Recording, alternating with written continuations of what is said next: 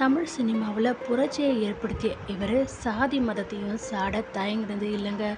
வேதம் புதிது, அலைகள் ஓய்வதில்லை, முதல் மரியாதை, கிழக்கு செம்மையிலே, கருத்தம்மா, பசும்பொன் என சாதி மத சடங்குகளை சாடியிருக்காரு. சமூகத்தை சினிமா மூலமாக சீர்திருத்தணும்னு கொள்கையோடு வாழ்ந்திருக்காருங்க பாரதி ராஜா. கிராமத்து வாழ்வியல், மண் வாசனை, யதார்த்தமான நிகழ்வு, சமூக முற்போக்கு என ஆத்தா நான் பாஸ் ஆயிட்டேன்ல இருந்து என் தம்பியை நான் அடிப்பேன், எவனும் கேட்கக்கூடாது, எனக்கு உரிமை இருக்குது என உணர்வுகளை தட்டி எழுப்புகிற வசனம் இவருக்கு நிகர் இவரேன்னு சொல்ல வைக்குதுங்க.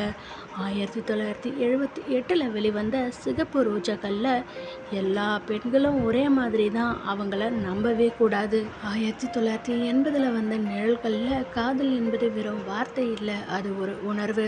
1981 வந்த அலைகள் ஓய்வதில்லை, மதம் வேற ஜாதி வேறன்னு இல்லை, எங்களை பிரிக்கிறீங்க இந்த நிமிஷத்தில் இருந்து நான் எந்த மதமும் இல்லை, நீயும் எந்த மதமும் இல்லை. 1984 வந்த புதுமை பெண்ணில் அடிமைத்தனம் பெண்களோட அழகு இல்லை, தட்டி கேட்குற துணிவு தான் அவளோட உண்மையான பலம். முதல் மரியாதையில் எத்தனை வருஷம் கழித்து வந்தாலும் உனக்காக காத்துக்கிட்டு இருப்பேன்.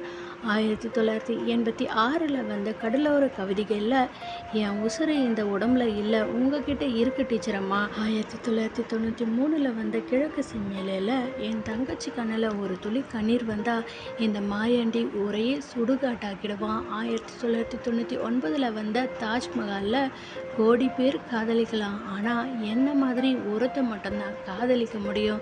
2004 வந்த கண்களால் கைது செய்யல, என் பார்வையில் படுற எதுவும் எனக்கு சொந்தமாகி விடுது, அது என் கண்களால் கைது செய்யப்படுகிறது என இவரோட படைப்புகள் தமிழ் சினிமாவின் வரலாற்றை எழுதும் எவராலும் தவிர்க்கவே முடியாதுன்னே சொல்லலாங்க.